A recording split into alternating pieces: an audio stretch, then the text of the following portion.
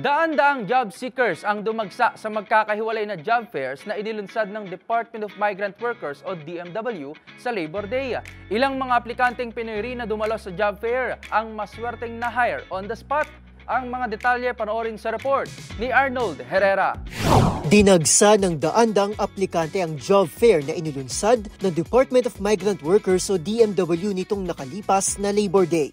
Ayon sa ahensya, 4,700 na oportunidad sa trabaho ang nag-aabang sa mga Pilipinong nagnanais magtrabaho abroad. Mula ang mga ito sa 11 lisensyadong recruitment agency na nag-aalok ng trabaho sa Qatar, Saudi Arabia, United Arab Emirates, Japan, Taiwan, United States, Germany at United Kingdom. 8 sa mga ito ay private recruitment agencies, habang 3 naman ang licensed manning agency. Indikasyon na bukas ang job fair sa parehong land at sea-based na mga trabaho sa ibayong dagat.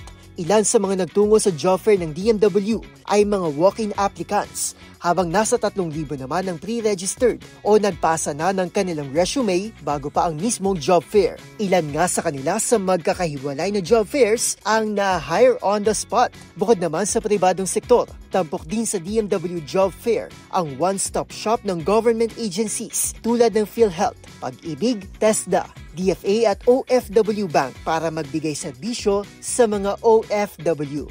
Para sa DZRH HTV, ito si Arnold Herrera. Una sa Pilipinas, una sa Pilipino.